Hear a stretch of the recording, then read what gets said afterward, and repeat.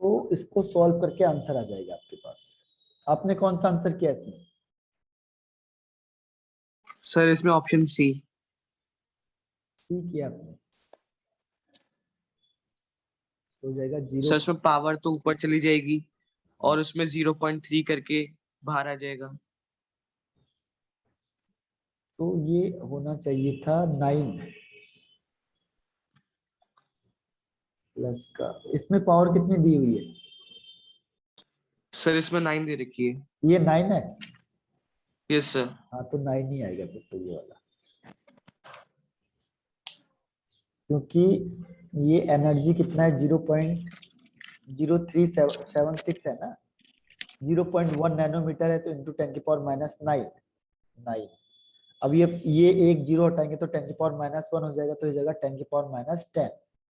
ऊपर जाएगा तो प्लस में हो जाएगा, तो हो जाएगा 10⁻+10।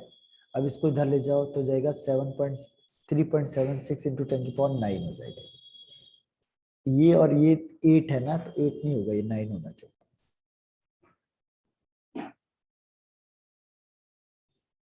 ये है आपके पास, हाँ 0.76। अच्छा अच्छा ठीक है, आपका आंसर सही है। 1 है ना, ये 1 नैनोमीटर है। Yes sir. 1 है, मुझे लगा 0.1 है। तो 1 नैनोमीटर है, तब आपका आंसर सही है ये वाला। ये C is the right answer. Ruby is क्या ये?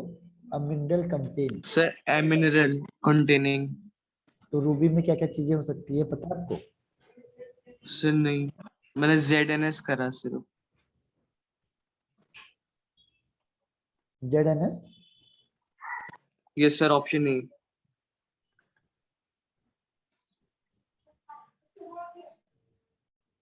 ये स्टार्टिंग में लिखा हुआ है ना वैसे उसने, वो रूबी यस स्टोन सर। होता है।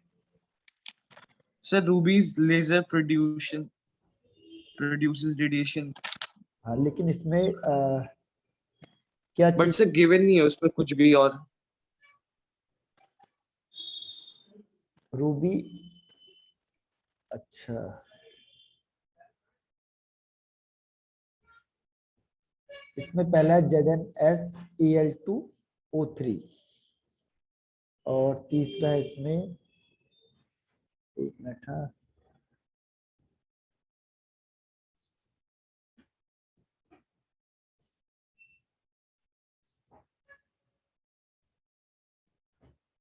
मुझे लग रहा है इसका आंसर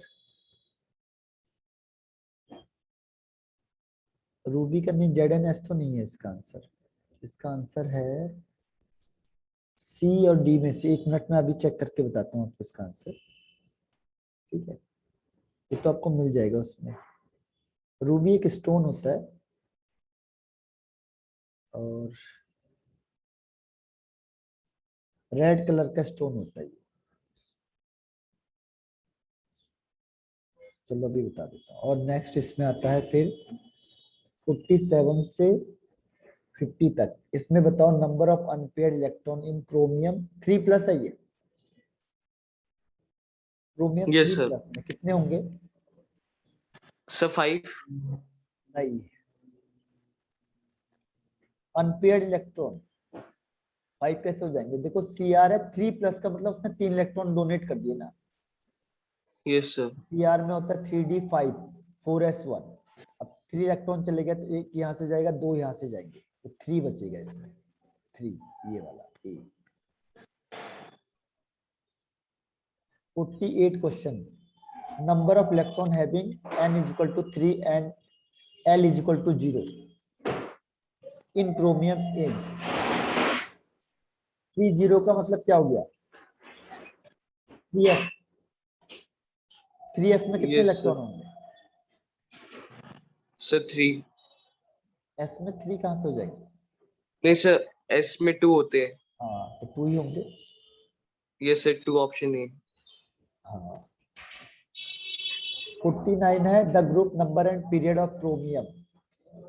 तो क्रोमियम के देखो पीरियड क्या होता है, हाईएस्ट वाला होता है, हाईएस्ट 4 है, तो 4th पीरियड।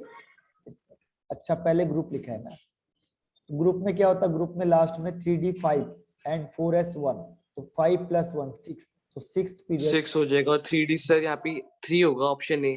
नहीं नहीं नहीं 4, उसमें 4s1 भी तो आता है। हाईएस्ट वाला देखते हैं, हाईएस्ट वाला पीरियड में हाईएस्ट वाला देखा जाता है।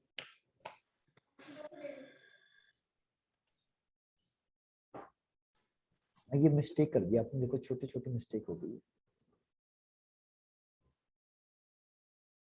और लास्ट है number of occupied subshell in CR3 plus is, number of occupied subshell in CR3 plus ion is.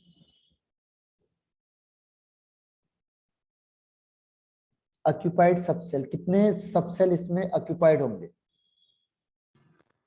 इसमें भी 3 हो जाएगा। यस सर 3 सही कर रहा हूँ।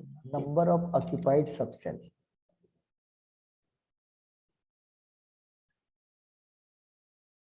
तो ऑक्यूपाइड सबसेल में SPD, हाँ F तो होगा नहीं, ठीक है फिर तो 50 का आंसर। तो यहां तक में देखो कितने आ रहे हैं आपके पॉइंट?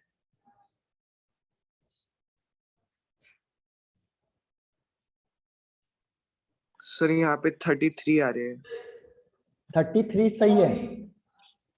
यस सर, अभी असर्शन रीजनिंग बचा है हमारा। तो 33 प्लस अगर हम इसको करेंगे, ये कितने हैं अभी? 10 है। Yes sir. तो इसका मतलब क्या हुआ कि आपके 10 रॉन्ग है इसमें पहले।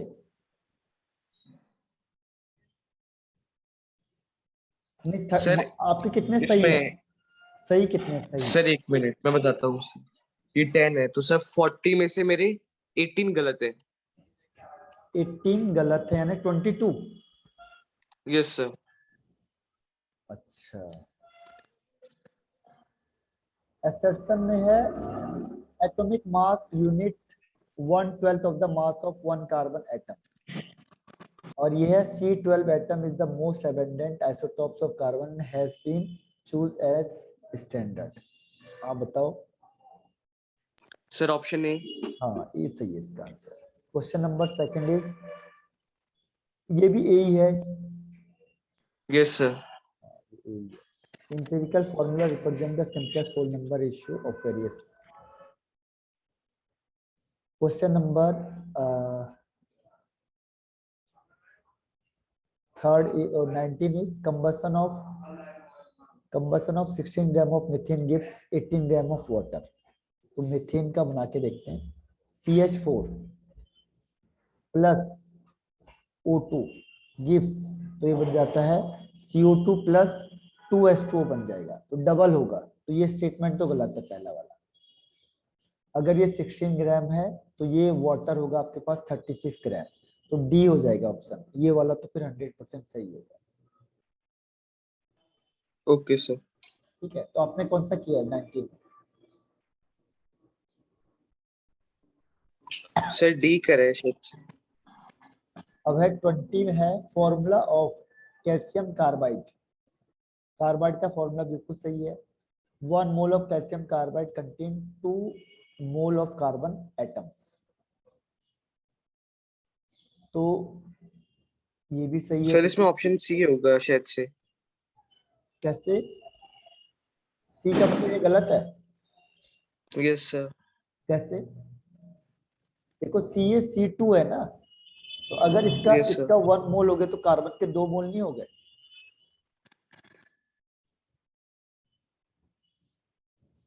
इसका 1 मोल है तो कार्बन के कितने हो गए? जैसे अभी हमने कहा CaCO3, तो इसका 1 मोल है तो कार्बन के कितने हो गए? 3 मोल हो गए ऑक्सीजन के, सॉरी, तो इसका ट्रिपल हो जाएगा ना। Yes sir. हाँ, तो ये तो बी हो जाएगा आंसर इसका, बी। दोनों करेक्ट है। 21 it is impossible to determine the exact position and exact momentum of an electron simultaneously, और ये है the path of N electron is clearly defined. इसका सी होगा। ये सही है, ये गलत है। आपने किया ये वाला? Yes sir. कौन सा किया आपने? Sir option C. सी, हाँ, क्योंकि पाथ तो क्लियर नहीं होता ना, तो पाथ फिक्स नहीं होता इसका वेव नेचर की वजह से। Question number 22, radius of first का इतना रेडियस है और radius of each circular orbit है जो, इसका फॉर्मूला ये है। ये माइनस लिखा है क्या आगे, माइनस,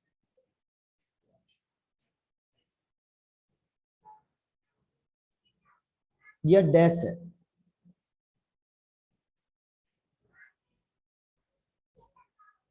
सर कंफर्म नहीं है ये। अगर माइनस है तो गलत हो जाएगा, और अगर डैश है तो बी हो जाएगा। अगर ये डैश है तो आंसर बी, और माइनस है तो आंसर सी, क्योंकि ये तो सही है। ठीक है, आपने कौन सा किया है? सर इसमें मैंने ए करा है। अच्छा, हाँ ए, सॉरी सॉरी, अगर ये माइनस नहीं है, इक्वल टू होगा, तो फिर ये ए सही है, आपका आंसर ए सही है। तो ये देख लेना, ये माइनस ना हो, बस इक्वल टू हो, ओके सर। तब ए सही है, क्योंकि इसको फॉर्मूले में रखेंगे तो यही आंसर आएगा। 23,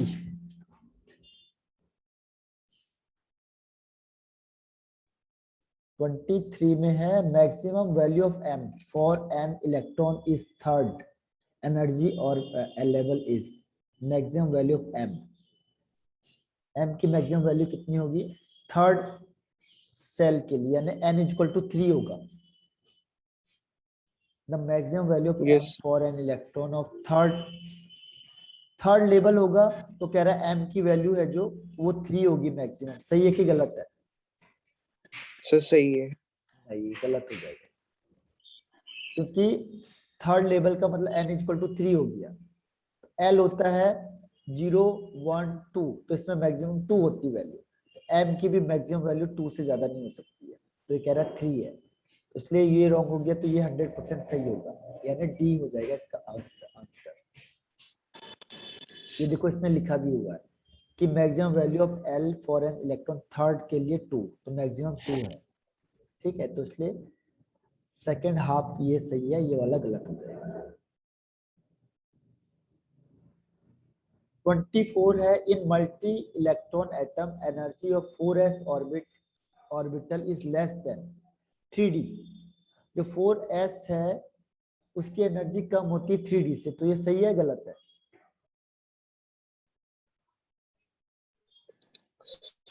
सर सही है।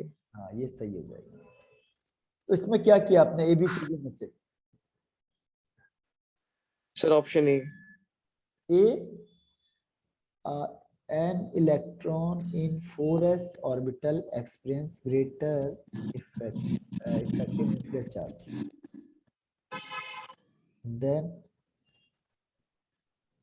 जो इफेक्टिव न्यूक्लियर चार्ज होगा वो 4s ज्यादा नहीं करेगा एक्सपीरियंस, क्योंकि 3d पास होता है, न्यूक्लियस से पहले 3d आएगा, फिर 4s तो लास्ट में आएगा ना। एनर्जी भले ही 4s की क्या होगी, कम होगी, लेकिन जब न्यूक्लियस होगा तो उसके पास कौन आएगा, 3d पहले आएगा, 4s तो बाहर में ही रहेगा। Electron in 4s orbital experiences greater effective nuclear charge than 3d, लेकिन 3d क्या होता है, पुअर शिल्डिंग इफेक्ट शो करता है, पुअर शिल्डिंग इफेक्ट शो करेगा, इसीलिए ये वाला कॉन्सेप्ट हो सकता है, इसको मैं देखूंगा अभी। ठीक है, वैसे पॉसिबिलिटी कम है कि सही हो, लेकिन आपने कौन सा किया इसका answer? Sir option A. A, okay, चलो ऑप्शन ए हो सकता है, अगर आपका इफेक्टिव न्यूक्लियर चार्ज ये काम कर गया, क्योंकि 4s पे ये 3d तो सपोर्ट करता नहीं है न्यूक्लियस को, तो जो न्यूक्लियस होता है वो पूरा फोर्स कहाँ पे लगाता है, 4s को ही अपनी तरफ खींच लेता है। 3d क्योंकि सपोर्टेड नहीं होता है, तो उसमें इफेक्टिव न्यूक्लियर चार्ज ज्यादा काम करता नहीं। ठीक है, तो 4s पे ही ज्यादा लगाएगा। Question number 25, s orbital cannot accommodate more than 2 electrons, s orbital are extremely poor shielded। इसका क्या किया आपने answer? Sir option B, correct explanation नहीं है इसमें। नहीं नहीं, एस तो शील्ड करता है, केवल डी और एफ ही नहीं करते हैं बस, बाकी तो करते हैं। तो ये सही है, सी आंसर इसका, क्योंकि एक्सट्रीमली पुअर नहीं होता, एक्सट्रीमली पुअर होता है एफ और डी, ये दोनों पुअर होते हैं। यहाँ पे यही तो है, इसमें क्या होता है, शील्डिंग करता नहीं, तो शील्डिंग कौन करेगा, केवल बाहर वाला ही करता है, ठीक है, इसीलिए एस ही तो करता है, तभी तो यहाँ पे एस है, तो ये वाला रॉन्ग हो गया आपका। assertion ये लास्ट वाला है, in multiple atoms such as sodium all the subshell in a particular energy level have different energies, electron in different subshell field different screening effect. एक है the in multi electron atom such as sodium all the subshell in a particular energy level have different energy. वो कह रहा है जो particular subshell होंगे उनकी सबकी एनर्जी डिफरेंट होगी, और electron in different subshell field different screening effect. तो बताओ इसका क्या है, आपने क्या किया है?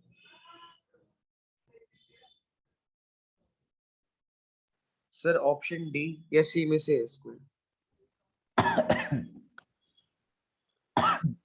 देखो, मल्टी इलेक्ट्रॉन में सबकी एनर्जी अलग होती है, ये तो बिल्कुल उसने सही कह दिया।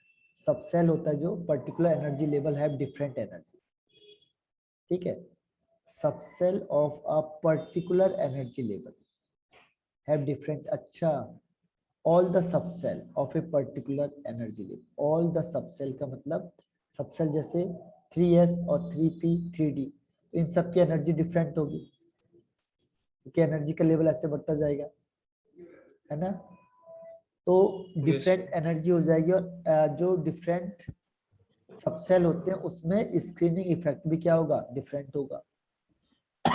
तो शील्डिंग इफेक्ट भी सबका अलग अलग लगेगा, ये भी बिल्कुल सही है, और इसी की वजह से एनर्जी भी होगी, तो इसको ए कह सकते हैं, इसका आंसर है ये, दोनों इसके रीजन सही है। क्योंकि शील्डिंग इफेक्ट अलग अलग लग रहा है, तभी उसकी एनर्जी अलग अलग होगी। Okay sir. तो अब आप देखो कितने आ रहे हैं आपके टोटल, प्लस माइनस करके 30 के आसपास ही आ रहे होंगे आपके, 28। यस सर 28 29 आ रहे हैं इसमें लेकिन उन्होंने पेपर, ये तो